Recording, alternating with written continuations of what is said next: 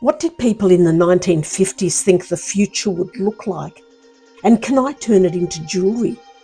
The 1950s atomic age was a time when the world became fascinated with space, science, and the future. Jewellery designers created bold, futuristic pieces inspired by atoms, satellites, and abstract modern shapes. Today, I'm recreating that retro futuristic style using UV resin in my space-age resin pendant.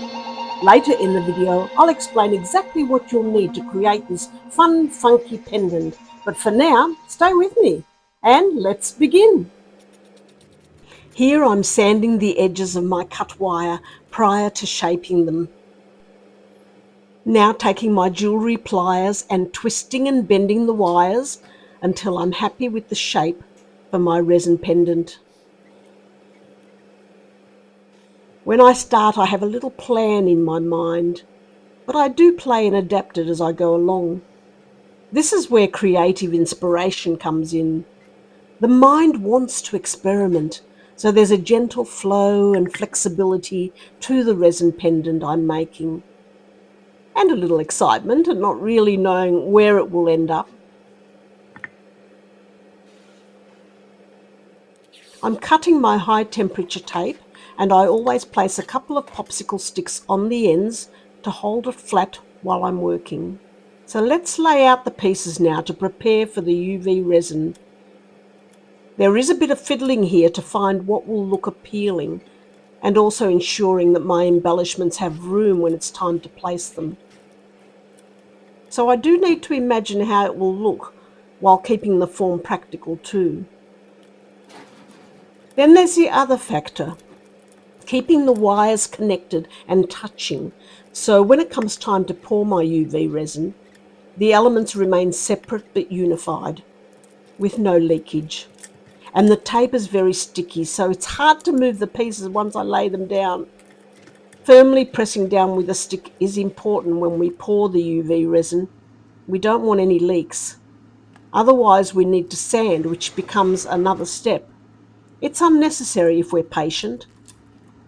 Patience, taking your time, and being mindfully slow is helpful when making jewellery, as it is fiddly.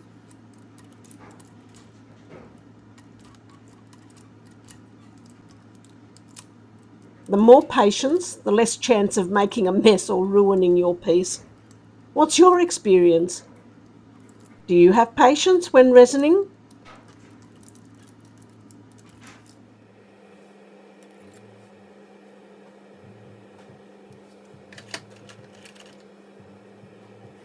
This jump ring has a purpose. I'm sure you can guess what that is.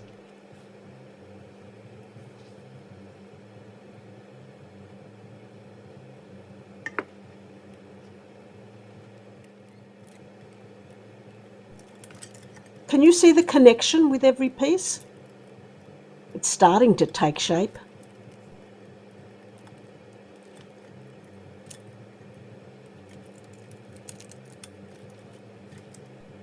I could edit out these steps to getting it right, but I want you to see that even those of us who've been doing this for a while still fumble and need to stop and change and adapt as we create. It's not always smooth sailing. It can be a real blast sometimes to get it right.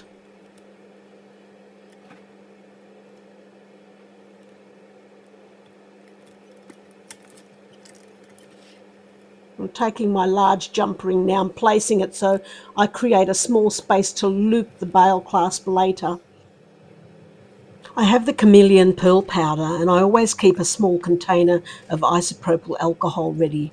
I dip my brush into it to clean it as I'm working.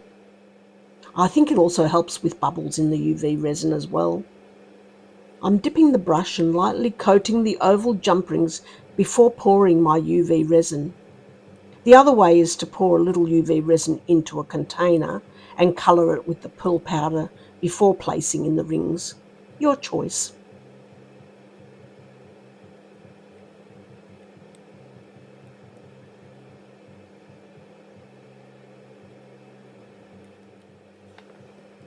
And here's the UV resin going in. Just a small amount in each.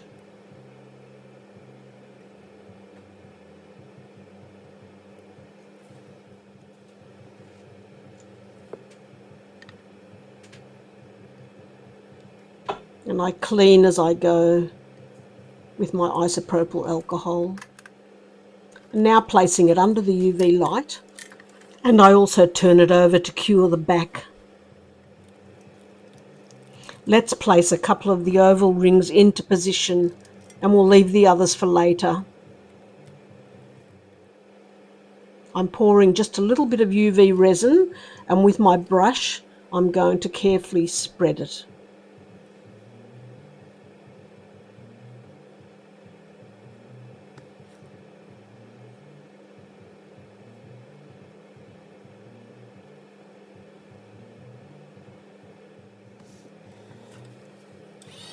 My resiner's heat gun has a gentle setting, which is perfect for this type of work and for removing any little bubbles that may form.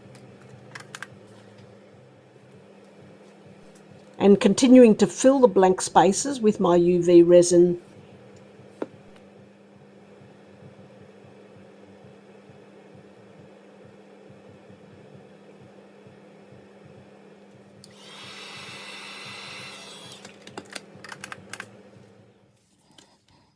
I'm placing a small amount of UV resin into this silicone mould and adding a couple of drops of my green macaroon pigment.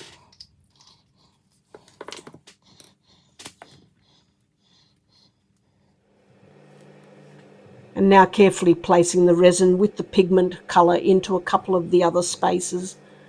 What do you think so far? Are you like seeing it beginning to come alive?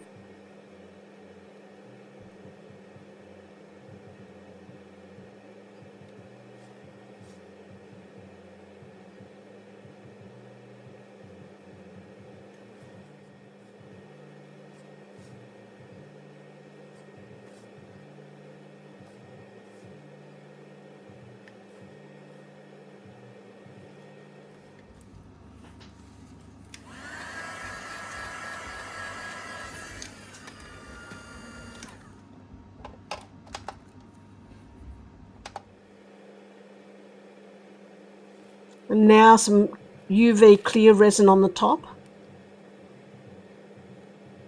And spreading that with my brush.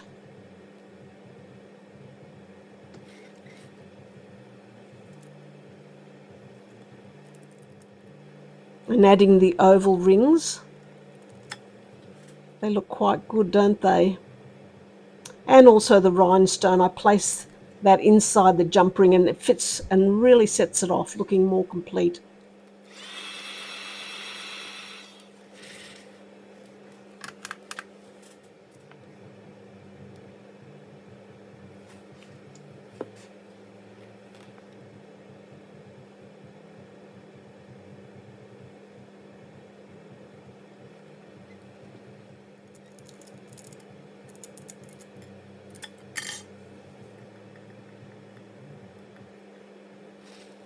Having a turntable really helps in this situation when I'm trying to place the pieces.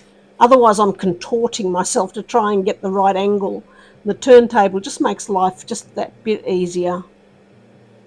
And there's my one solitary little ball, a fun element to my Futurist space age inspired jewellery. I hope you're enjoying this and liking the way it's turning out. Comment flying saucer if you're still here with me. I'd love to know.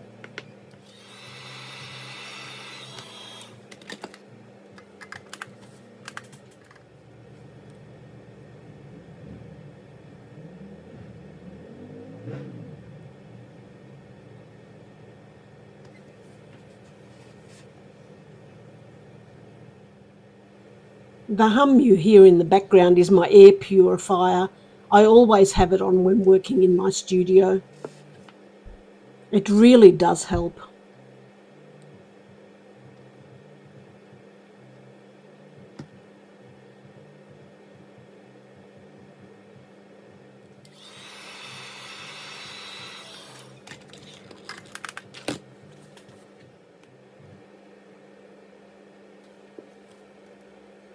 I'm placing another little rhinestone crystal into the centre there.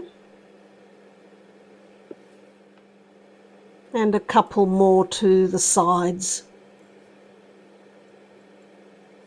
Oh, come on. There we go.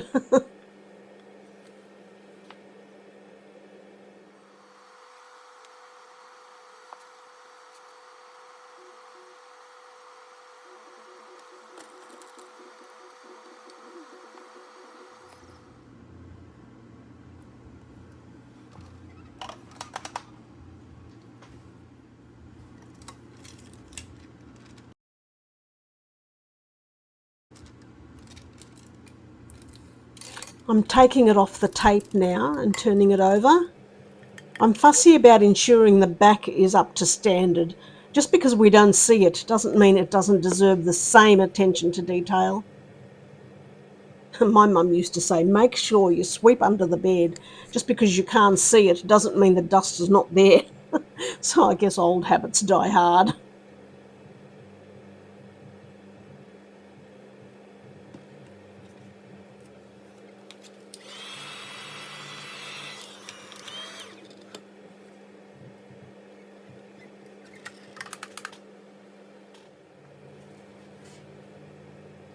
I'm going to jazz up those little blue oval rings so the back can feel a little bit special too.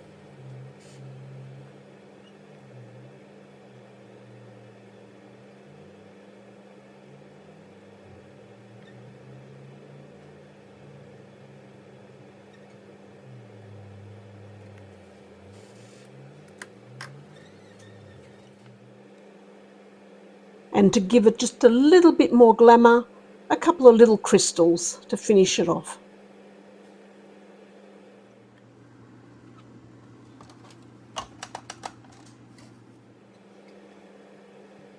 And some more UV clear resin, just to continue with the quality aspect, paying attention to detail.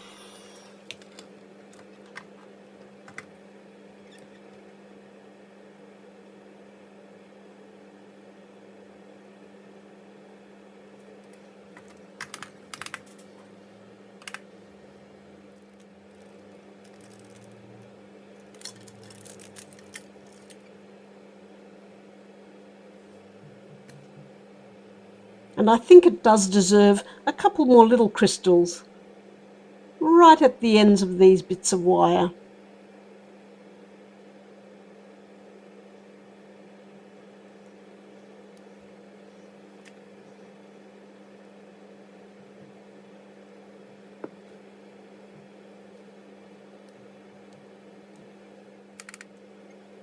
And I have to hold my UV light here now while this cures. Now for our necklace. But first we need to place our bail clasp for the necklace to hang off. This is when I'm glad I placed a jump ring for the bail clasp to go through. Otherwise I'd have to drill a hole and that couldn't get quite messy. This makes it so much easier. Now, just as I promised, if you're interested, I'll explain exactly what you need to make this fun pendant and also place links for the materials or similar substitutes in the description. Otherwise, skip forward to see the final result of this stunning space-age resin pendant. So let's go through what you'll need for this project. First of all, our gold wire. It's a 3mm flat wire, and you need to cut it into 5 pieces. They're the ones that you're going to twist into shape like that type of thing. Now, secondly, you'll need some little jump rings, and I've got some little oval ones here. Those oval ones are 6mm wide by 10mm length, and you'll need 4 of those. These little jump rings here, you'll need 5 of those, and they're just to put our little crystal into, and they're 6mm length. And you'll need 1 of these that we're going to colour, and you'll also need a little ball. You can use any little ball. I had gold ones left over from a diamond art. You'll also need these little crystals, and they just come in a box like that. They're all different shapes and sizes. You'll also need your colours. I've got the green macaroon here, pigment, and I use some chameleon pearl powder in blue.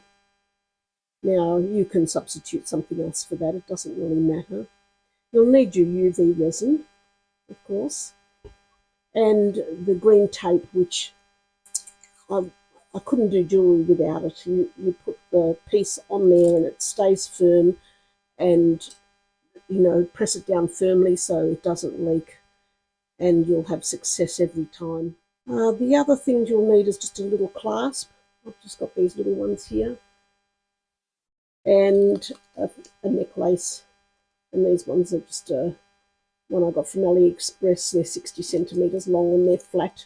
Use my pendant as inspiration for your own creative, unique piece. One of these is handy too, just to turn the wire, and of course you need your cutting one to cut the wire as well.